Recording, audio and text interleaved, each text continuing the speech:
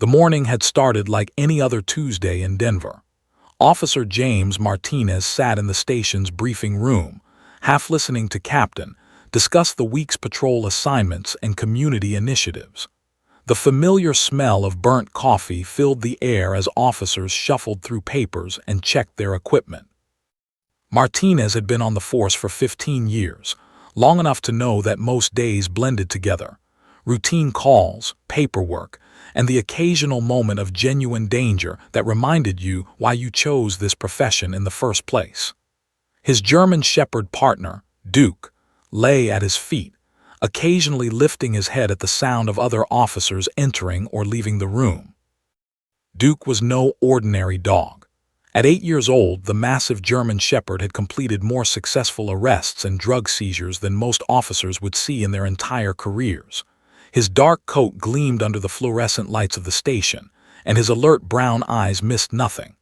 The bond between Martinez and Duke ran deep, deeper than the typical handler and dog relationship. They'd been partners for 6 years, and in that time, Duke had become more than just a working animal. He was family. Martinez trusted Duke with his life, and Duke seemed to reciprocate that trust implicitly. When Officer Sarah approached Martinez during the briefing, he didn't immediately recognize what she was asking. "I know it's short notice," Sarah said with an apologetic smile, "but would you and Duke be available this morning for a community visit? Sunshine Downtown has requested a K-9 demonstration for their Community Safety Week. They've been trying to get us out there for months, and this morning slot just opened up." Martinez glanced down at Duke, who seemed to perk up at the mention of going somewhere. The dog loved community events, the attention, the energy, the sense of purpose. "Sure, why not?" Martinez replied, checking his watch. "We were just doing patrol anyway. How long do they need us?" "Maybe 45 minutes to an hour," Sarah said.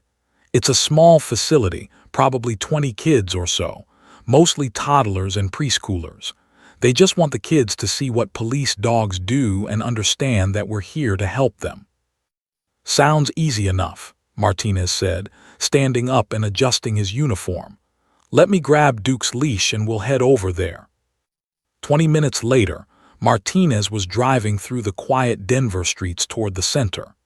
Duke sat in the specially modified rear section of the patrol car, his head occasionally turning to look out the window at passing pedestrians and other vehicles. Martinez always enjoyed these community visits. They reminded him why he'd become a police officer in the first place, not just to respond to crime, but to build relationships, to show children and families that the police were part of their community, not some distant, intimidating force.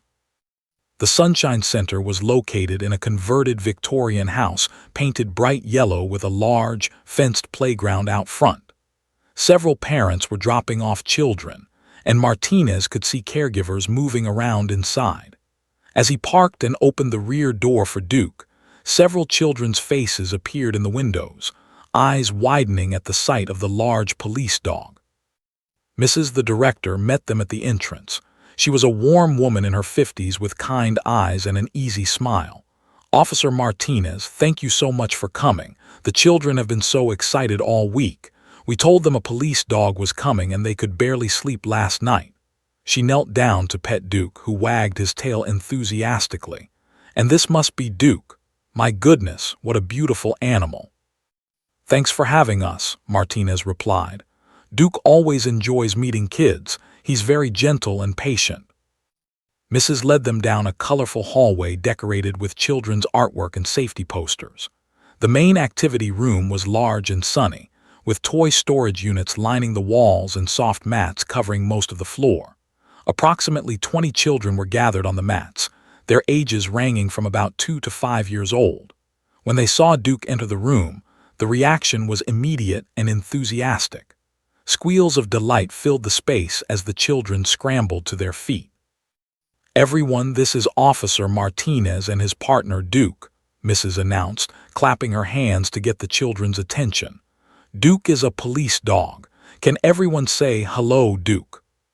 "Hello, Duke," the children chorused. their voices mixing together in a cacophony of innocent excitement. Martinez began walking Duke slowly around the room, allowing the children to gently pet him while he explained in simple terms what police dogs do. "Duke helps us find people who are lost, and he helps us keep our community safe," he said, watching as small hands reached out to touch Duke's fur. "He's very smart and very brave." Most of the children crowded around Duke, asking rapid-fire questions and giggling as he nuzzled their hands. But Martinez noticed one child sitting slightly apart from the group, and something about this observation made him pause. The boy, who looked to be about 3 years old, sat quietly on one of the mats, watching Duke with an intensity that seemed unusual. While the other children were animated and excited, this boy, Mrs. had called him, studied Duke with an almost scientific precision, his small brown eyes tracking the dog's every movement. Martinez made a mental note but continued his demonstration, showing the children how Duke could sit, stay, and perform basic commands. The children loved it, clapping and cheering each time Duke obeyed. The other officer who had accompanied them, Officer Lisa, helped keep the children organized and engaged, while Mrs. moved around the room ensuring everyone stayed safe. As Martinez guided Duke around the room for the final part of the demonstration, he was acutely aware that had never taken his eyes off the dog. The boy's focus was unwavering, almost hypnotic. When Martinez brought Duke closer to where sat, the toddler stood up slowly, almost deliberately. His movement was different from the other children. It wasn't the excited bouncing of youth, but something more purposeful, more deliberate. Then it happened. Without warning, extended his small arm, his index finger pointing directly at Duke's left side, specifically at a spot just behind the dog's. His arm was perfectly straight, his pointing precise and focused. But what struck Martinez most was the expression on the boy's face. This wasn't playfulness or innocent curiosity. This was something else entirely, something that looked remarkably like concern, urgency, even alarm. The room seemed to pause. The other children stopped their chatter. Mrs. turned to look. Even Officer noticed the change in atmosphere. All eyes shifted from the excited toddlers to this one small boy with his finger extended toward Duke's flank. "What do you see, buddy?" Martinez asked gently, kneeling down to level. But the boy didn't respond verbally. He simply kept his finger pointing, his eyes unwavering, his expression serious beyond his years. Duke remained perfectly still, as if understanding that something significant was happening. The normally playful dog seemed to sense the shift in energy, and he sat down calmly, allowing the boy's focus to remain uninterrupted. Martinez felt a strange tingling sensation at the base of his skull, that instinctive warning that police officers learn to trust. In 15 years on the force, he'd learned to pay attention to his gut feelings, and right now, his gut was screaming that this innocent gesture meant something profound. This 3-year-old boy was trying to tell him something important about his partner, about Duke, about something that Martinez himself had somehow missed. He looked at Officer, whose expression mirrored his own confusion and growing concern. Mrs. stepped forward as if to gently redirect, but Martinez held up his hand, silently indicating that she should wait. Whatever was happening in this moment, it demanded attention. It demanded respect. It demanded investigation. His finger remained perfectly still, pointing directly at Duke's left flank with an unwavering determination that seemed impossible for a 3-year-old child. Officer Martinez found himself holding his breath, acutely aware that something unusual was unfolding before him. The boy's small hand was rock steady, his dark eyes unblinking, locked onto a specific spot on Duke's body with the kind of focus one might expect from a trained investigator, not a toddler in a center. "Sweetie," Mrs. began, moving forward with the practiced gentleness of someone accustomed to redirecting young children, "why don't you come back and pet Duke's head? He likes that." But didn't move. He didn't acknowledge Mrs.'s voice. His entire being seemed concentrated on that one spot, as if he were trying to communicate something of vital importance through the sheer force of his attention. Officer exchanged a confused glance with Martinez, and he could see in her eyes that she felt it too, that strange, electric awareness that something beyond normal childhood behavior was occurring. Martinez made a decision that would later seem like providence. He gently placed his hand on Mrs. shoulder. "Just a moment," he said quietly. "Let me ask him something." Kneeling down to level, Martinez tried a different approach. His voice was soft, respectful, treating the boy not as a curious toddler but as someone with legitimate information to share. "Can you tell me what you see? What are you pointing at?" The boy's lips remained sealed. No words came, but his pointing finger never wavered, never lost its precision. Instead, his eyes shifted slightly, looking directly into Martinez's face with an intensity that was profoundly unsettling. There was no fear in those eyes, no confusion, no childish uncertainty. There was clarity. There was knowledge. There was something that looked remarkably like desperate urgency locked behind the barrier of a 3-year-old's limited vocabulary. Officer stepped closer, her years of police training also activating her instincts. "Is he pointing at something specific?" she asked, her trained eye scanning Duke's left side. "I don't see anything unusual from here." "Neither do I," Martinez admitted, but he didn't look away from his face. The boy's expression was doing something to him, touching something deep in his chest that went beyond rational explanation. This wasn't a game. This wasn't a child's random gesture. This was communication, pure and simple, and every fiber of Martinez's being understood that he needed to take it seriously. Duke, sensing the shift in energy and the intensity of focus on him, sat down with a gentle thump, lowering himself onto the soft mat. The large German shepherd's usually playful demeanor had transformed into something calmer, more still. It was as if the dog understood, on some level that transcended human language, that something significant was happening. Duke's dark eyes moved from to Martinez and back again, and the dog's ears perked forward in that alert position he assumed when processing important information. "Okay, buddy," Martinez said too, his voice carrying all the respect he would normally reserve for adult witnesses at crime scenes. "Can you show me? Can you maybe lower your hand and touch where you're pointing?" Hesitated for just a moment, the first break in his absolute certainty. Then, with deliberate movements that seemed far too controlled for a toddler, he lowered his arm and reached out his small hand toward Duke's left flank. The dog remained perfectly still, allowing the child to touch the exact spot he'd been indicating with such precision. Martinez watched carefully. He studied the spot on Duke's body where his tiny fingers made contact. From where he was kneeling, he still didn't see anything obviously wrong. Duke's fur was the same lustrous black color it always was. The skin beneath seemed normal enough, but something in the way was touching the area. The tenderness, the care, the absolute certainty suggested that the boy was perceiving something that escaped normal visual detection. Other children in the room had grown quieter now, sensing that this was no longer a standard K-9 demonstration. Several of them watched with curiosity, though most didn't fully understand what was happening. Mrs. stood to the side, her experienced eye on the children, but her attention was clearly divided, focused partially on the unfolding mystery within Duke. "Is Duke hurt?" Martinez asked, trying to frame his question in terms a 3-year-old might understand. "Is something wrong?" The boy's head nodded slowly, firmly. His finger stayed on that spot on Duke's flank, and when he looked up at Martinez again, his eyes were glistening. Was that tears? Was a 3-year-old boy on the verge of crying about something he sensed in Martinez's dog? Officer's hand moved to her radio, though she hesitated, uncertain what exactly to report. "Martinez," she said quietly, her voice taking on the serious tone it assumed during actual emergencies. "What do you want to do?" Martinez's mind was racing through possibilities, each more unusual than the last. He'd handled countless situations in 15 years of law enforcement, but nothing quite like this.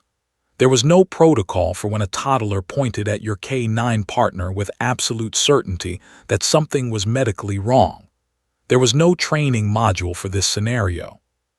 Martinez said, his voice dropping even lower, speaking as one would to a fellow officer with critical information. "I believe you. I believe that you know something about Duke. Can you help me understand?" The boy's lower lip trembled slightly. His small shoulders rose in what might have been a shrug, or might have been an expression of frustration at his inability to communicate in words what he clearly understood so clearly in his heart. He pressed his hand more firmly against Duke's side, as if trying to transfer his knowledge through touch alone.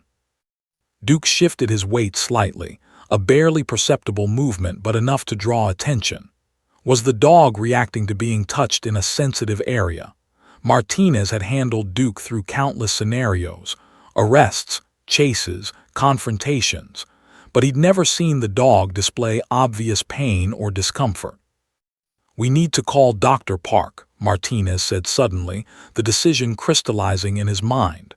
"We need a veterinary examination, today." Officer nodded without question, her training and experience aligning perfectly with Martinez's instinct. She stepped away, already pulling out her phone to contact their veterinary liaison, Dr. Park, who had worked with the K-9 unit for 7 years. As made the call, Martinez stayed kneeling beside. The boy had finally removed his hand from Duke's side, and now he sat back on his small heels, his expression one of quiet satisfaction, as if he'd delivered his message and could finally rest. "Thank you," Martinez said too, and he meant it with profound sincerity. "Thank you for telling me." Mrs. approached cautiously. "Officer Martinez, I'm not sure what just happened, but mother, Jennifer, she works in the medical field. She's a technologist at Denver Children's Hospital. Has always been unusual about things like this. He seems to notice things other people miss." "We're going to get Duke checked out," Martinez said, standing up and gently running his hand along Duke's back. "I don't know if there's anything wrong, but I've learned to trust my instincts, and right now, my instincts are telling me to take this seriously." The transformation of the visit was complete. What had started as a cheerful community education event had become something else entirely, something filled with mystery, concern, and an inexplicable connection between a small child and a large police dog. That easy explanation. The drive from Sunshine to the Animal Medical Center seemed to take forever, even though it was only 15 minutes across Denver. Officer Martinez gripped the steering wheel with tense hands, his mind churning with possibilities and anxieties. In the rear compartment of the patrol car, Duke remained calm, unaware that his routine Tuesday morning had suddenly become something far more complicated. Followed in her own patrol car, having explained to Mrs. that this was simply a precautionary health check, and asking her to keep the information confidential from the other parents and staff. Martinez's phone buzzed with a text message from Dr. Park. "I'm ready for you. Emergency slot opened up. I can see Duke right away." Dr. Park had worked with the K-9 unit for 7 years. She was brilliant, thorough, and had seen almost every canine medical condition imaginable. If there was something wrong with Duke, Dr. Park would find it. But the if gnawed at Martinez. He'd worked with Duke for 6 years, lived with him, exercised with him daily. How could there be something medically wrong that he'd never noticed? How could a 3-year-old boy perceive what a trained handler had missed completely? When Martinez pulled into the parking lot of the Animal Medical Center, Dr. Park was already waiting at the entrance. She was a woman in her mid-40s with sharp, intelligent eyes behind wire-rimmed glasses, and her face carried an expression of professional concern mixed with curiosity. She'd clearly understood from Martinez's phone call that this was unusual. A K-9 handler requesting an emergency veterinary examination without describing any obvious symptoms. "James, what's going on?" Dr. Park asked as Martinez led Duke inside, close behind them. "You said on the phone it was urgent, but Duke looks perfectly fine." "That's the thing," Martinez said, leading Duke into the examination room. Probably nothing. I might be overreacting. But something happened this morning at a community visit that made me want to get him checked out immediately. Dr. Park began her initial physical examination of Duke, running her experienced hands along the dog's body with professional efficiency. Tell me what happened. As Martinez explained the incident with the pointing, the intensity, the child's absolute certainty that something was wrong, Dr. Park continued her examination, paying particular attention to the area had indicated. Stood by the door, occasionally checking her phone, but her attention remained focused on the examination. You're saying a 3-year-old child pointed to a specific location on Duke's body? Dr. Park asked, moving to Duke's left flank and palpating carefully. And he was completely certain about it. I know how it sounds, Martinez admitted. Like I'm reading too much into a child's random gesture, but Dr. Park, I've been a police officer for 15 years. I've learned to trust my instincts, and every instinct I have is telling me this kid knew something we didn't. Dr. Park was quiet for a moment, her fingers continuing their careful exploration of Duke's body. Then her hands paused, her eyes narrowed slightly. Come here, she said to Martinez. Feel this. Martinez stepped forward and placed his hand where Dr. Park indicated. At first he felt nothing unusual. Duke's fur was soft, his skin warm and normal, but then just barely, just on the edge of perceptibility, Martinez felt it. A small protrusion, a firmness beneath the skin that shouldn't be there. It was subtle, easy to miss if you weren't specifically looking for it. It was exactly the size Dr. Park had described, approximately the size of a marble. Martinez's breath caught in his throat. Oh my God. I need to do an ultrasound, Dr. Park said, her voice taking on the brisk tone of a medical professional shifting into treatment mode. James, when did you first notice this? I didn't, Martinez said, his voice hollow. That kid at the did. I didn't feel it until you just pointed it out. Stepped forward. What is it? What did you find? Dr. Park was already guiding Duke toward the ultrasound room. I won't know exactly until we get images, but there's definitely an abnormal mass here. Could be benign, could be something more serious. We need to see what we're dealing with. The ultrasound procedure took 30 minutes, though it felt much longer. Martinez and sat in the waiting area, both of them unusually quiet.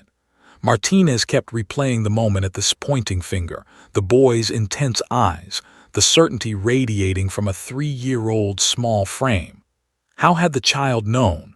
How was that even possible? When Dr. Park returned, her expression was grave. She led Martinez into a consultation room, and her first words sent a chill down Martinez's spine. The mass is on Duke's spleen, Dr. Park said, pulling up the ultrasound images on a computer monitor. She pointed to a distinct abnormality on the images. You can see it here. It's approximately 2 centimeters in diameter, which matches the palpable mass we felt during the physical exam. Is it cancerous? Martinez asked, the words barely making it past his throat. I can't definitively say without pathology, Dr. Park explained, her voice professional but tinged with concern. But based on the ultrasound appearance, the location, and the size, I'm concerned about the possibility of splenic, a malignant cancer in dogs. At minimum, we need to recommend splenectomy, removal of the affected spleen. His hand went to her chest. How serious is this? Very serious, Dr. Park said bluntly. If this is indeed, it's extremely aggressive. The fact that it hasn't ruptured yet is fortunate. But if it ruptures internally, Duke could bleed out within minutes. We're talking about a life-threatening emergency. Martinez felt the room tilt slightly. 6 years. 6 years of partnership, of trust, of depending on each other. 6 years of believing Duke was invincible, that the dog would be his partner until retirement. Now, suddenly, that future was in jeopardy. How long do we have? Martinez asked. That's the critical question, Dr. Park said. Without surgery, I would estimate weeks, possibly a few weeks if we're lucky. With surgery, removal of the spleen and the mass, Duke's prognosis improves significantly, especially if the mass is benign or low-grade. But we need to act quickly. Today asked. Today, Dr. Park confirmed. I have an opening in my surgical schedule this afternoon. If we operate now, we can remove the mass and the affected tissue before anything catastrophic happens. The alternative is waiting, watching for signs of rupture, and potentially losing Duke to internal hemorrhaging. Martinez ran his hand through his hair, the weight of the decision pressing down on him like a physical force. This morning, everything had been normal. Duke had been his healthy, active partner. Now his life hung in the balance based on the intuition of a 3-year-old boy who couldn't even speak in complete sentences. "Do it," Martinez said firmly. "Do the surgery." Dr. Park nodded, already moving into action mode. "I'll need your authorization as Duke's handler, and I'll need to contact Commander to inform her of the situation. We'll get Duke prepped for surgery immediately." As Dr. Park moved through the clinical procedures required before surgery, Martinez's phone began to buzz with notifications. Officer had texted the incident to the K-9 unit group chat, and word was already spreading through the station. Within an hour, officers had begun arriving at the Animal Medical Center, some on their way to their shifts, some diverting from patrol, all of them united by concern for their colleague and his partner.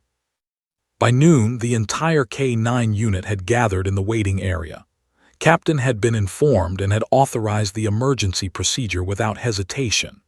The officers sat in an unusual silence, each lost in their own thoughts, each united by the understanding that Duke, the dog who'd helped them all in countless situations, who'd saved lives and solved crimes, was now fighting for his own life.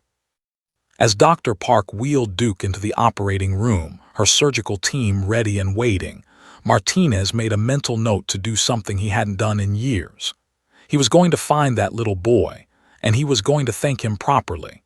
Because without inexplicable gift, without his ability to perceive what everyone else had missed, Duke would have been dead within weeks. The waiting began. The waiting room at the Animal Medical Center had transformed into an unofficial K-9 unit headquarters. Officers sat in uncomfortable plastic chairs, standing against walls, and packing nervously across the linoleum floor. The coffee machine in the corner had been used repeatedly, producing cup after cup of mediocre brew that no one really wanted but everyone consumed anyway, a physical manifestation of doing something, anything, to combat the helplessness of waiting. Officer Martinez sat in a corner chair, his phone in his lap, occasionally checking the time. 3 hours had passed since Dr. Park wheeled Duke into surgery, 3 hours that felt like 30. His leg bounced with nervous energy, a habit he developed years ago during his first police academy entrance exam. Officer sat beside him, occasionally placing a reassuring hand on his shoulder but saying nothing. There were no words adequate for this situation anyway. Captain had arrived an hour ago, still in her dress uniform from morning administrative duties. She'd gone directly to Dr. Park's reception desk, introduced herself, and asked for updates. The receptionist, a young woman named Sarah, had promised to notify them the moment Dr. Park emerged from surgery with news. Now the captain sat near the window, her expression stoic but her hands occasionally clenching into fists that revealed her genuine concern. Officers from different shifts had cycled through. Some had stopped briefly before heading to their patrol assignments, offering quick words of encouragement. Others had rearranged their schedules specifically to be here, to wait with Martinez, to stand vigil for Duke. This was what the K-9 unit was, not just professional colleagues, but a family bound by shared experience and mutual responsibility. Martinez's mind kept returning to that moment at the finger pointing with such absolute certainty. If that child hadn't possessed that inexplicable gift, this moment right now would look very different. Instead of Duke fighting for his life with a surgical team working to save him, the dog would have gone home, would have continued his normal routine. In 2 weeks, maybe 3, Duke would have collapsed. Internal bleeding. a rupture. Death that would have seemed sudden and inexplicable to everyone who didn't know about the mass. But a 3-year-old boy somehow knew. "You should eat something," said quietly, breaking the long silence. "Dr. Park said the surgery could take several hours. You can't help Duke if you pass out from low blood sugar." "I'm not hungry," Martinez replied automatically, though his stomach growled in protest. "I wasn't asking," said with a slight smile. "I'm telling you, there's a vending machine down the hall. I'll come with you." Martinez knew she was right. He also knew that was employing a technique she'd probably learned from dealing with trauma victims, getting him moving, giving him something to do besides sit and worry. He stood on slightly wobbly legs and followed her down the hallway. The vending machines were in a small alcove near the restrooms. Martinez mechanically selected a turkey sandwich from one machine and a bottle of water from another. He ate mechanically, tasting nothing, simply obeying's command to consume calories. They walked back to the waiting area in silence. The afternoon dragged on. 2 o'clock became 3 o'clock became 4 o'clock. Martinez had done patrol duty during criminal investigations that lasted this long, had sat in interrogation rooms for hours on end, but this felt different. This was personal. This was his family. Around 4:15 p.m., the door to the surgery suite opened and Dr. Park emerged. She was still wearing her surgical gown, now splattered with fluid and blood, and her surgical mask hung around her neck. Even before she said anything, Martinez could read the tension in her shoulders, see the exhaustion written across her face. The waiting room fell silent. Every officer straightened up, every head turned toward Dr. Park. Martinez stood slowly, barely breathing. "He's stable," Dr. Park said, and Martinez felt his knees nearly buckle with relief. "The surgery was more complicated than I initially anticipated, but we got the mass out. We also removed the affected portion of his spleen. The pathology samples are being analyzed now, but initial observation suggests the mass appeared more aggressive than I would have hoped." "Is he going to make it?" Martinez asked, his voice barely above a whisper. "The next 48 hours will be critical," Dr. Park said, gesturing for Martinez to follow her into a consultation room, away from the other officers, and Captain followed discreetly. "We have Duke in recovery now. He's waking up from the anesthesia. He's already showing strong vital signs, which is extremely encouraging." "But," Martinez prompted, hearing the unspoken qualifier in her tone. "But we won't know the full extent of what we're dealing with until pathology comes back," Dr. Park said, settling into a chair and looking directly at Martinez. "If this is as I suspected, then we're looking at a serious cancer diagnosis. However, the fact that we caught it early, before any rupture occurred, before any obvious metastasis, significantly improves his prognosis. Dogs can live for months, sometimes over a year, even with this diagnosis, depending on the grade and any additional treatment options." Captain leaned forward. "And if it's benign?" "If it's benign or low grade, then we're looking at a complete recovery with regular monitoring," Dr. Park said. "Duke would return to normal duty in 4 to 6 weeks, pending clearance and recovery from the surgery itself." "When will pathology results be back?" Martinez asked. 48 to 72 hours, Dr. Park replied. "I've flagged it as urgent, so we should have preliminary results within 2 days. Full results might take a bit longer." Martinez nodded slowly, processing the information. 2 to 3 days of not knowing. 2 to 3 days of uncertainty hanging over his head like a storm cloud. But at least Duke had survived the surgery. At least his partner was alive. "Can I see him?" Martinez asked. "Not yet," Dr. Park said. "He's still in recovery, and we need to monitor him closely for the next few hours. I recommend you go home, get some rest, maybe come back this evening. He'll be more alert by then, and you'll be better able to handle seeing him if you've had some rest yourself." Captain nodded in agreement.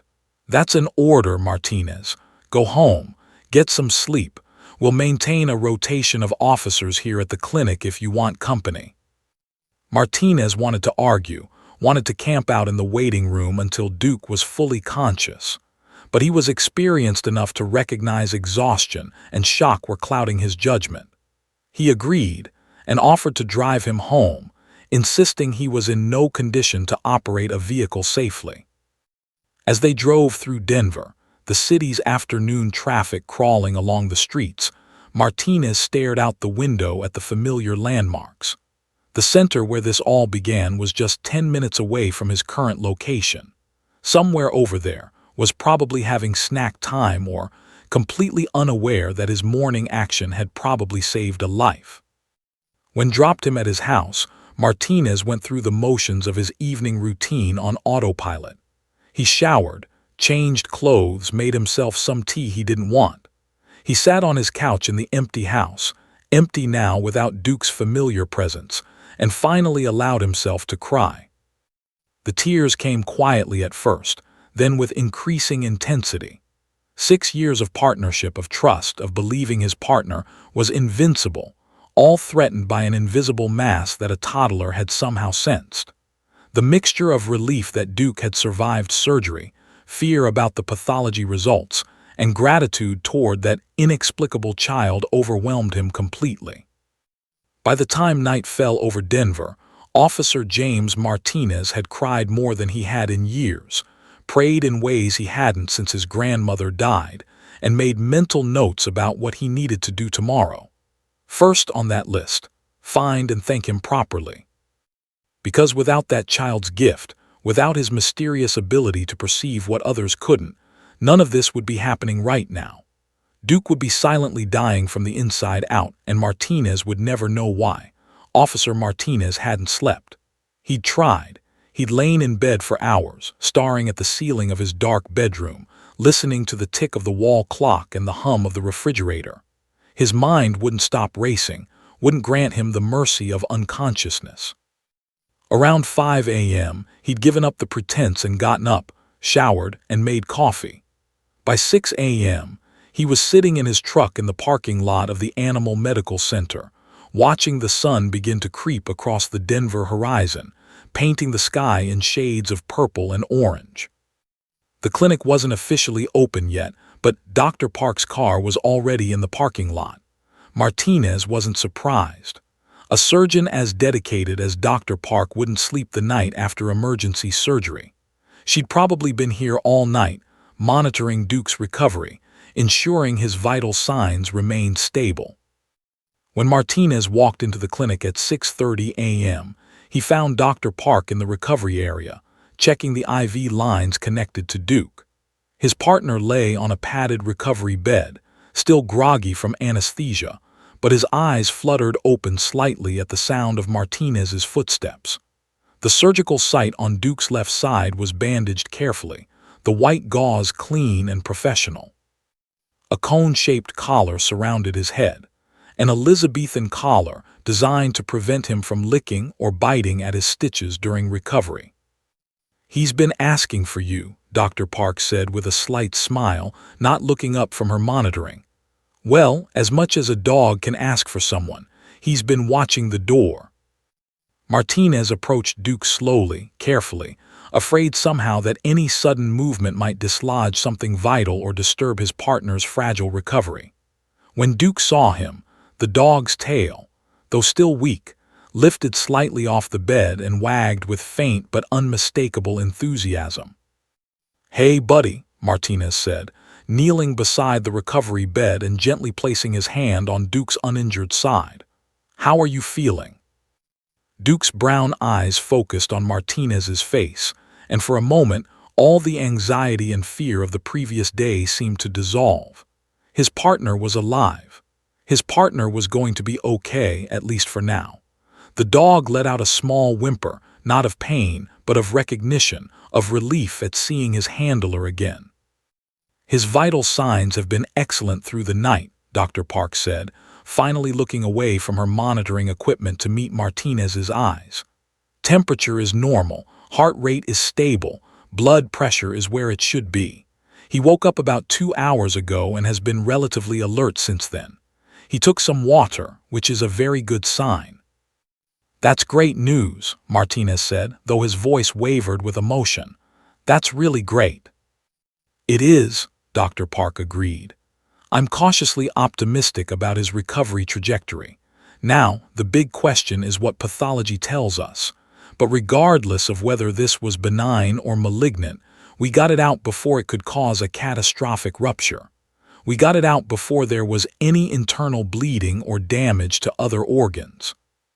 Martinez wanted to ask about timing, about how long Duke could have remained symptom-free before something went wrong, but he realized he already knew the answer from their conversations yesterday. Weeks. Maybe a few weeks if they'd been lucky. In that span of time, Duke would have gone from healthy and active to dead from internal hemorrhaging. When can I take him home? Martinez asked.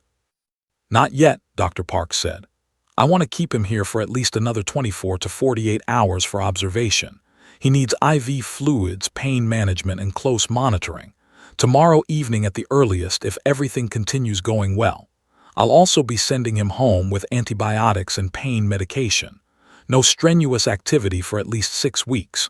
No running, no jumping, no police work. His only job is to rest and heal. Martinez nodded, accepting the restrictions. 6 weeks sounded like an eternity when you were used to working with your partner daily, but it was a small price to pay for Duke's survival. And the pathology results? Martinez asked, the question that had haunted him all night long finally escaping his lips. I expect preliminary results by this evening or tomorrow morning, Dr. Park said. I flagged it as urgent with the lab. Given the aggressive appearance of the mass and its location on the spleen, I'm still concerned about, but we won't know for certain until we get the histopathology report. Martinez spent the next 2 hours sitting beside Duke's recovery bed, occasionally stroking the dog's head, speaking to him in low, soothing tones. He talked about past cases they'd worked together, about the time Duke had tracked a suspect through 3 miles of Denver back alleys, about the children's school visits they'd conducted over the years. He talked as if speaking might somehow transfer his will to live, his determination to recover, directly into his partner's recovering body. Around 9 a.m., officers from the K-9 unit began arriving at the clinic.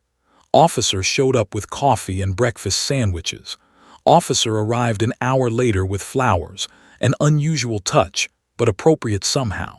Officers and came by during their lunch break. Even Captain stopped in briefly to check on Duke's progress personally. By midday, the waiting room and recovery area had become an impromptu K-9 unit gathering place. Officers took turns sitting with Martinez, offering companionship and support. The camaraderie was visible and genuine. This unit didn't just work together, they looked out for each other. And Duke, as a member of that unit, received the same care and consideration. Late that afternoon, Dr. Park emerged from her office with a folder in her hands and an expression that Martinez couldn't quite read. His heart began to race. It was too early for pathology results, wasn't it? They weren't supposed to come back for another 24 hours. The lab called, Dr. Park said, settling into a chair and gesturing for Martinez to sit. Captain and several other officers moved closer, wanting to hear the news. They expedited the pathology given the urgency of the case. Martinez held his breath. The mass was benign, Dr. Park said, and the entire room seemed to exhale simultaneously. Not. It was a benign with some atypical features, but fundamentally benign. There are no signs of malignancy, no indication of metastatic disease, no reason to believe this will recur. Officer grabbed Martinez's shoulder and squeezed. Captain's stern expression softened into visible relief. Several officers behind them actually cheered quietly, the kind of celebration that happened in waiting rooms and recovery areas, muted but deeply felt. What does that mean long-term? Martinez asked, afraid to hope too much, afraid that this miraculous news might somehow be complicated by something he hadn't considered. It means Duke is going to be fine, Dr. Park said simply. With proper recovery and monitoring, he'll return to full duty. He'll live out his expected without issue related to this condition. The surgery was curative. We removed the problem completely. Martinez felt tears spring to his eyes for the second time in 24 hours. But these were different tears, tears of relief, of gratitude, of a second chance that had almost been missed entirely. "He's going to be okay," Martinez whispered, as if saying it aloud might somehow jinx this miraculous outcome. "He's going to be okay," Dr. Park confirmed.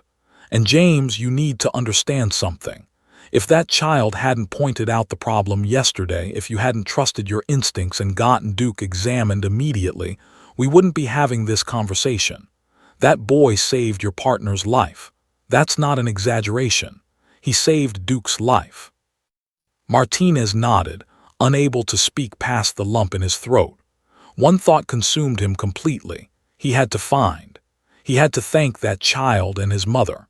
He had to make them understand what their gift, this extraordinary gift, had meant to him and to Duke and to everyone in this room who'd been terrified of losing a beloved team member. As evening fell over Denver and officers began cycling through to see Duke and celebrate the good news, Martinez made a mental note. Tomorrow, as soon as Duke was stable enough for him to leave for extended periods, he was going to track down and her son. He was going to tell them a story they deserved to hear, the story of how one small child's mysterious perception had changed everything. Officer Martinez left Duke at the Animal Medical Center under Dr. Park's careful watch and drove directly to Sunshine with Officer as his passenger. The questions had been consuming him all through the previous night and morning, questions that demanded answers. How had known? What ability did a 3-year-old child possess that allowed him to perceive something invisible to trained adults? How was any of this even possible? Mrs. greeted them at the entrance with visible surprise. "Officer Martinez, is everything okay? Is this about the incident yesterday?" "Actually, I was hopping to speak with Smother if she's available," Martinez said. "Jennifer, I understand she works in the medical field." Mrs. expression shifted to understanding. "Jennifer usually picks up around 5 p.m., but let me call her. She works at Denver Children's Hospital, not too far from here. I'm sure she'd want to talk to you." 20 minutes later, Jennifer arrived at the. She was a woman in her mid-30s with intelligent eyes behind stylish glasses, and the moment she stepped out of her car, Martinez understood something about that hadn't been obvious before.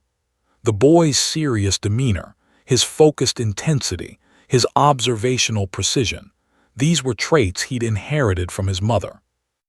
Jennifer moved with the confident efficiency of someone accustomed to working in high-pressure medical environments, assessing situations quickly and making important decisions.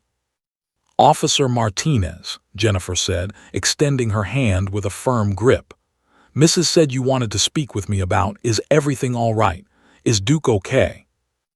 "Duke is fine, actually," Martinez said, and he watched Jennifer's expression shift from concern to confusion. "More than fine. He's recovering beautifully from emergency surgery, and it's because of. I came here to thank you both and to understand something that's been puzzling me all night." Jennifer glanced at Mrs., then back at Martinez. "I'm not sure I understand. What does have to do with Duke?" Martinez asked if they could sit down somewhere private, and Mrs. led them to her small office. There, Martinez explained the entire sequence of events: the visit, inexplicable pointing, the discovery of the mass on Duke's spleen, the emergency surgery, and finally, the benign diagnosis that meant Duke would make a full recovery. Jennifer's hand moved to her mouth as Martinez spoke. By the time he finished, tears were streaming down her face. "Did that," she whispered. "My identified a medical condition that doctors hadn't found." "He did," Martinez confirmed. "And I need to understand how. How did he know? What did he see or sense that the rest of us missed?" Jennifer was quiet for a long moment, her professional demeanor replaced by something more vulnerable, more introspective. Has always been different, she began slowly. From the time he was very small, he seemed to perceive things about animals and people that other children didn't notice. When he was 18 months old, we had a neighbor's cat visit our backyard. The cat seemed perfectly fine, playing, eating normally, but became fixated on the cat, pointing at its side, becoming distressed.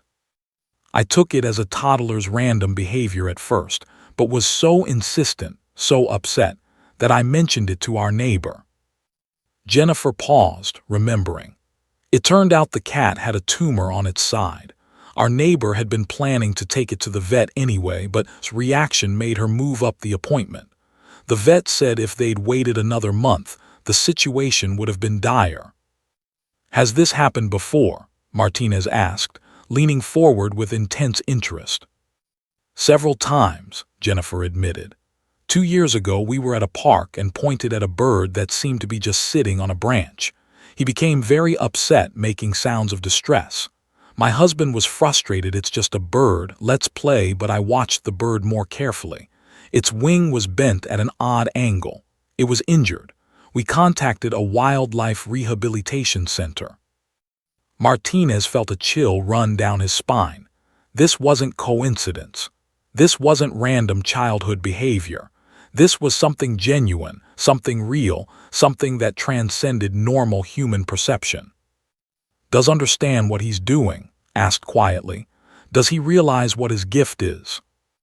I don't think he fully understands it, Jennifer said. He's only 3. He can't articulate it verbally, but he feels it. He seems to sense distress or suffering in animals particularly. I've never seen him react this way to people. It's specifically animals. It's extraordinary, Martinez said softly. Jennifer, do you have any explanation for it? Is there a medical basis for this kind of perception? Jennifer considered the question carefully, her medical background giving her framework for thinking about the phenomenon. There's actually research suggesting that some people possess heightened empathic abilities, particularly toward animals.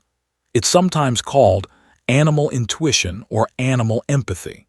There are studies about children on the autism spectrum who demonstrate remarkable abilities to sense and connect with animals. I had evaluated by a developmental psychologist last year because I wanted to understand what was happening. He doesn't have autism, but he does test very high on empathy scales. So it's real, said. It's not just coincidence. It's real, Jennifer confirmed. And honestly, I've been struggling with what to do about it. Do I encourage it? Do I try to understand it? Do I worry that it marks him as different in ways that might make his childhood difficult? But after hearing what did for Duke, she trailed off, fresh tears forming in her eyes. He saved a life, Martinez said simply. Your son saved my partner's life. Over the next hour, Martinez listened as Jennifer shared more stories about his remarkable gift. A dog at a pet store that seemed energetic but was actually developing hip dysplasia. A neighbor's horse that became distressed about, only to have the veterinarian discover an internal parasite infection. A rescue dog at an adoption event that refused to approach, and which was later discovered to be suffering from chronic pain issues. The pattern was unmistakable and profound. Possessed something that transcended normal childhood development, a genuine ability to sense animal suffering and distress. Whether it was heightened empathy, some form of intuitive perception, or something science hadn't yet explained, it was real. I want to do something for, Martinez said. I want to acknowledge what he did not just for Duke, but to help him understand that his gift is special, that it's valuable, that the world needs people like him. Jennifer smiled through her tears. He's going to grow up confused about this ability if nothing is done. Your acknowledgement, your gratitude, it might help him understand that he's not strange or broken. He's just different in a way that matters. Can I meet with him? Martinez asked. Outside of the setting, I'd like to bring Duke once he's recovered enough, and I'd like to know that Duke is okay, that what he did made a difference. I think that would be wonderful, Jennifer said. Needs to understand consequences and connections. He needs to know that his intuition leads to real outcomes. That might help him develop this gift rather than suppress it or ignore it as he gets older. Spoke up. Has anyone else noticed this? Does the staff understand what he's capable of? Mrs. knows he's intuitive with animals, but I don't think she fully understands the extent of it, Jennifer admitted. I've kept it relatively private. I didn't want to make feel like a curiosity or a spectacle. That's about to change, Martinez said.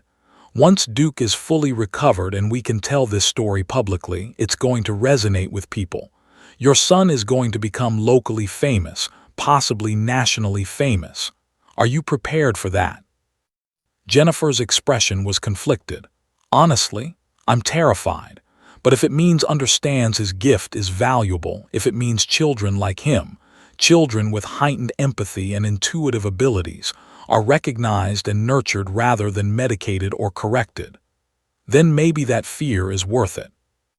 As Martinez left that afternoon, Martinez felt like he'd glimpsed something profound and beautiful. Wasn't just a precocious toddler with an unusual ability. He represented something larger, the possibility that human intuition, particularly in children, could perceive truths that science and training sometimes overlooked. He represented the intersection of the rational and the mysterious, the explainable and the transcendent. One small child had changed everything, and Martinez was determined to make sure that understood exactly what he'd done. The story broke on the local Denver news at 6 p.m. on Thursday evening. Officer Martinez hadn't planned for it to become public so quickly, but Captain had fielded calls from reporters throughout the day, and the department had made the strategic decision to control the narrative by releasing an official statement. The headline that scrolled across television screens and appeared in online news feeds was impossible to ignore. 3-year-old's mysterious gesture saves K-9 officer's life. Within hours, the story had exploded across social media. Local news outlets picked it up and expanded on it. By Friday morning, the Denver Post had published a full feature article. By Friday afternoon, national news networks were calling the station requesting interviews. The story was irresistible, a perfect blend of human interest, mystery, and the universal appeal of a child's inexplicable wisdom transcending adult comprehension. Mrs. called Jennifer before 8 in the morning, her voice breathless with excitement and concern. Jennifer, you need to turn on the news. You need to see what's happening. Jennifer did, and she watched in stunned disbelief as news anchors discussed her son with the kind of reverent tone usually reserved for celebrities or heroes. Social media filled with comments from people across the country expressing amazement and gratitude toward. Facebook groups dedicated to the story popped up. People shared their own stories of children with intuitive abilities. The narrative spread like wildfire through the connected consciousness of the internet. By noon Friday, news vans had begun parking outside the Animal Medical Center where Duke was still in recovery. Dr. Park fielded interview requests throughout the day, explaining the medical details of Duke's condition, the remarkable circumstances of its discovery, and the surgical intervention that had saved the dog's life. She emphasized repeatedly the role had played, giving voice to the mystery and wonder that surrounded the boy's gift. Officer Martinez found himself becoming a facto spokesman for the story, captain assigned to help manage media requests. Martinez did interviews with local news stations, explaining the incident his initial skepticism, and his growing realization that possessed something genuinely extraordinary. I've been a police officer for 15 years, Martinez told one interviewer, a serious-faced man from Channel 7 News. I've learned to trust my instincts, and my instincts told me to pay attention to what that child was communicating. But what I didn't realize in the moment was that I was witnessing something truly special, something that transcends normal human perception. That little boy saw something, or sensed something, that I, a trained officer with years of experience, had completely missed. By Saturday morning, local business leaders had begun reaching out to the station. Several offered to sponsor education through college. A local technology entrepreneur pledged to fund his college applications and first year of university, no strings attached. A children's hospital announced plans to study his abilities as part of their research into intuitive and empathic development in young children. The offers and accolades exponentially. Jennifer found herself navigating an unprecedented situation. Reporters called her home. News vans parked outside her apartment building.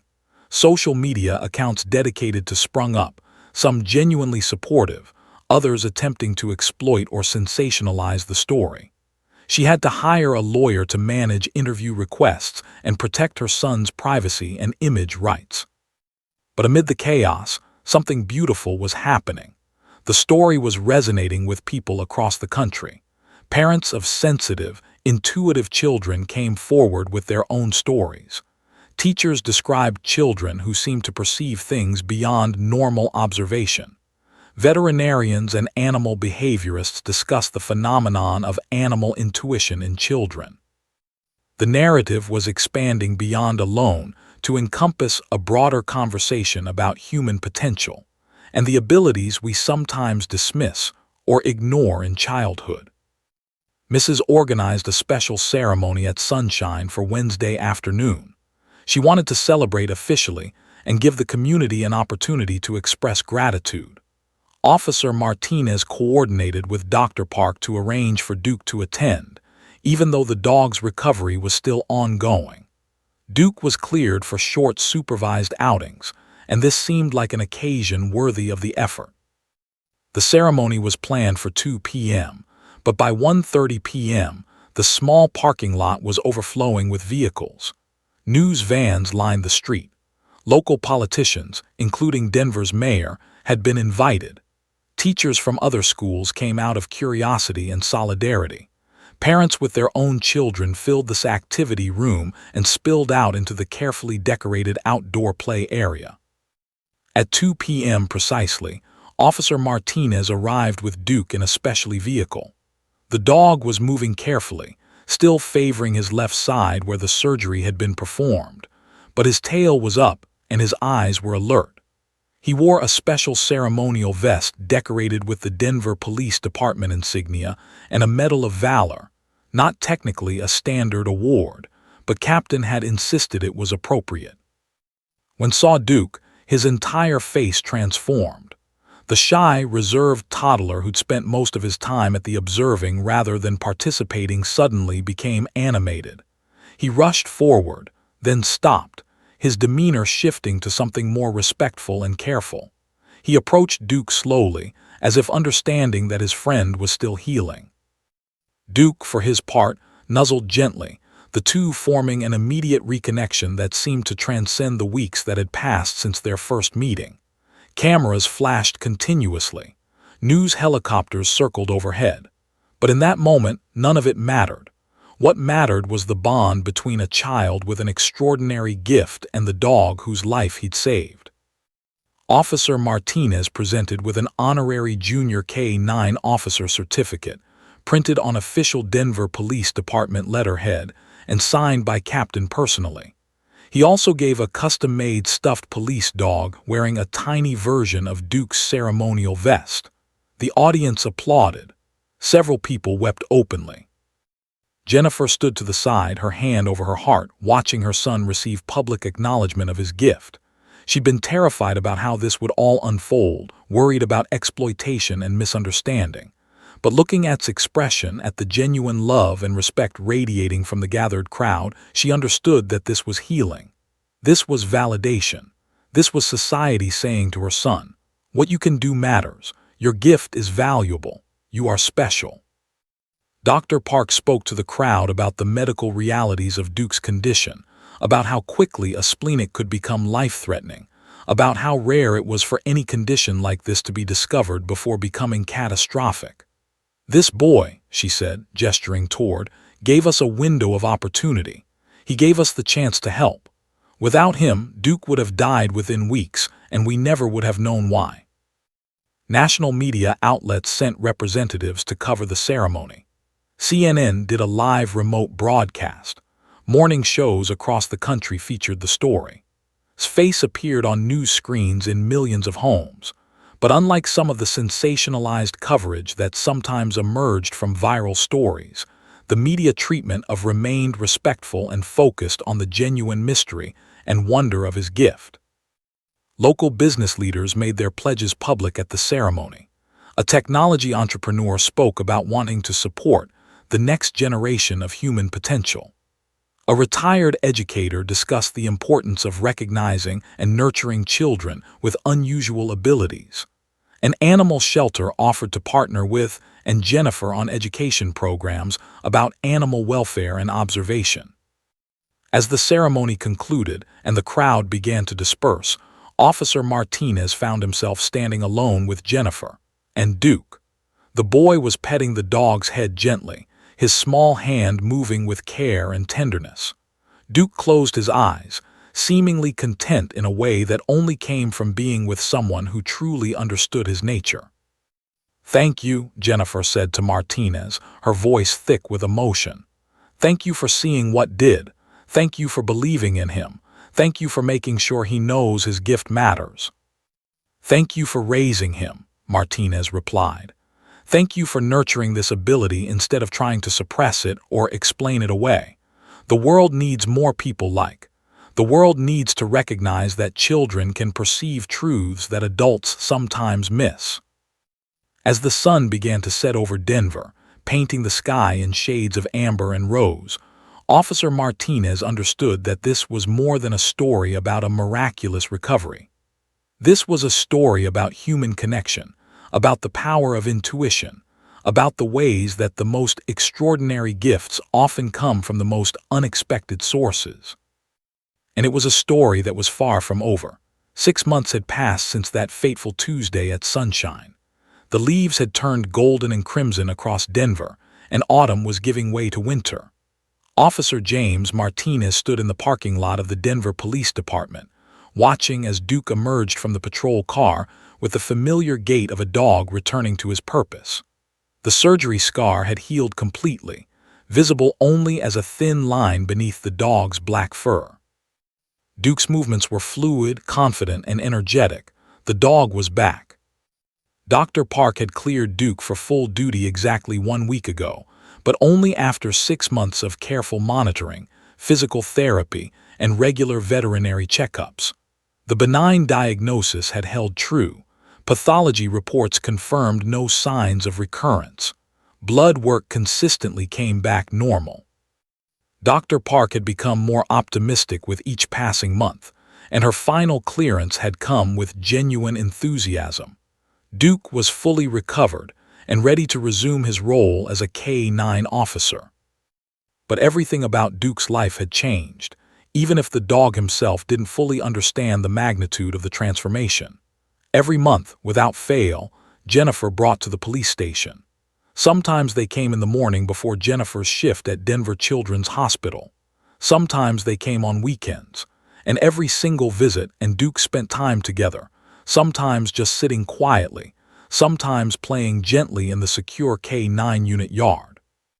What had started as a life-saving moment had blossomed into something far more profound, a genuine friendship between a boy and a dog, rooted in a connection that transcended normal human-animal interaction. Martinez had watched as grew more confident, more verbal, more willing to engage with the world outside his family. And Duke, in turn, seemed to understand that this particular child was special, treating with a gentleness and patience that he rarely extended to other people. The Denver Police Department had launched their new community program, Small Eyes, Big Heart, exactly 3 months after the ceremony at Sunshine. The program was designed to teach children to observe and report community safety concerns, emphasizing that even young children could make meaningful contributions to their neighborhoods. The program featured Officer Martinez and Duke as the primary ambassadors, traveling to schools and community centers across Denver. Had become an unofficial junior ambassador, appearing in promotional materials and occasionally participating in program demonstrations. His presence added authenticity and emotional resonance to the initiative. Children who met understood viscerally that they too could make a difference, that their observations mattered, that their intuitive senses were valid and valuable. Captain had written a commendation for the program that appeared in the police department's official documentation. The Small Eyes, Big Heart initiative represents a fundamental shift in how law enforcement engages with the community. By recognizing that meaningful observations can come from unexpected sources, even from children, we build stronger connections between citizens and police, and we create pathways for community members to contribute to their own safety and well-being. The program had expanded beyond Denver. Police departments in other Colorado cities had adopted the model. News outlets had covered it as an innovative approach to community policing. Academic institutions were studying its effectiveness. What had begun as a response to one extraordinary moment had become a genuine systemic change in how some police departments thought about community engagement. Officer had been promoted to sergeant, in part due to her role in managing media relations during the story's explosion into public consciousness. She now oversaw community outreach for the K-9 unit and regularly worked with Martinez on Small Eyes, Big Heart events. Their professional partnership had evolved into a genuine friendship and had become a regular presence at Martinez's home when he hosted the monthly dinners he'd started throwing for the K-9 unit. Dr. Park had published case in multiple veterinary journals. Her paper, titled Extraordinary Perception in Pediatric Animal Observation, a case study in life-saving early detection, had sparked significant discussion in the veterinary and animal behavior scientific communities. She'd been invited to present at national conferences. More importantly, her research had contributed to a growing body of literature, suggesting that young children's intuitive abilities toward animals deserved serious scientific study. Jennifer had made a significant career decision. While maintaining her position as a technologist at Denver Children's Hospital, she'd also begun working with a nonprofit organization dedicated to studying intuitive and empathic abilities in children. She served as a consultant, helping researchers identify and understand children who displayed abilities similar to hers. Her professional expertise combined with her personal experience had made her invaluable to the emerging field. Had started preschool at Sunshine's affiliated program, moving into the slightly older group. He was thriving academically and socially. The publicity, which Jennifer had initially feared might isolate her son, had instead created a community of support around him. Teachers understood his gift and nurtured it rather than trying to correct what they might have perceived as unusual behavior. Other children had heard his story, and rather than mocking him, they seemed to regard him with a kind of respectful awe. The education pledges that had been made during the ceremony had materialized into concrete action. Technology entrepreneur Richard had established a formal scholarship fund for, with provisions that could be expanded to support other children demonstrating similar abilities. The local private school that had offered support had created a specialized curriculum track focused on intuitive and observational development. Universities had begun recruiting family in discussions about early identification programs for gifted children. On a quiet Saturday in late November, Officer Martinez brought Duke to Jennifer's apartment for a special dinner. Jennifer had invited Dr. Park, Mrs. and, as they sat around the table, sharing stories and laughing about the bizarre journey that had brought them all together, Martinez reflected on how one ordinary Tuesday had created this extraordinary circle of connection. Sat between Martinez and Duke, occasionally reaching down to pet the dog's head. Duke, for his part, rested his head against the boy's leg, seemingly content in the presence of the child who had changed his life, and indirectly, the lives of everyone in that room. "You know what's remarkable," Dr. Park said, raising her glass of wine. "We're sitting here celebrating a miracle that almost never happened. If hadn't possessed this gift, if James hadn't trusted his instincts, if I hadn't been available for emergency surgery, if any single element of this chain of events had changed, we'd be having a very different conversation. Duke wouldn't be here. We might never have met each other. Small eyes, big heart wouldn't exist. This community program wouldn't be changing how police departments engage with families. One small moment, agreed, created this massive ripple effect of positive change. It's not just one moment, though, Jennifer said thoughtfully. It's also what came after. It's James choosing to thank instead of just being grateful internally. It's the police department choosing to share the story instead of keeping it private. It's all of us deciding that this meant something and acting on that belief. Mrs. nodded. And it's about nurturing the gift. Could have been ignored or told his observations were imaginary or medicated if someone thought his sensitivity was a problem. Instead, his gift was honored and celebrated. Martinez looked at who was watching the adults with that grave, observant expression that was so characteristic of him. "You know, I don't fully understand how you knew Duke was sick," Martinez said to the boy. "I don't think any of us do, but I want you to know that what you did mattered. What you felt, what you sensed, what you communicated, it saved a life. It created friendships. It helped change how people think about listening to children." Still too young to fully comprehend the magnitude of his impact, smiled shyly and reached out to hug Duke. The dog responded with gentle enthusiasm, his tail wagging with the kind of joy that only came from being with someone who truly understood his essence. As the evening progressed and the adults continued their conversation, Martinez found himself reflecting on the profound lessons this journey had taught him. He'd learned that wisdom could come from unexpected sources. He'd learned that trusting instincts mattered. He'd learned that one person's gift, when recognized and celebrated, could inspire systemic change. But most importantly, he'd learned that the most extraordinary moments in life often came from the simplest gestures. A child's pointing finger, a handler's willingness to listen, a community's choice to celebrate rather than dismiss the unusual. By the time everyone left that evening, the bonds formed had evolved beyond the initial moment of gratitude. These weren't just people connected by a story. They were a genuine community, bound by shared experience and mutual respect. They were people who'd witnessed something inexplicable and chosen to honor it rather than explain it away. Duke would continue his work as a K-9 officer for several more years. Officer Martinez would continue serving the Denver Police Department, would grow up understanding that his gift was valuable and that the world needed people like him, people who could perceive truths that others missed, people whose intuition could make a difference. And in the years to come, whenever someone asked about the day a 3-year-old's gesture saved a police dog's life, the story would be told with reverence and wonder. Because it was more than just a story about miraculous recovery. It was a story about connection, intuition, community, and the transformative power of recognizing and celebrating the extraordinary gifts we all possess. It was a story about how one small child changed everything.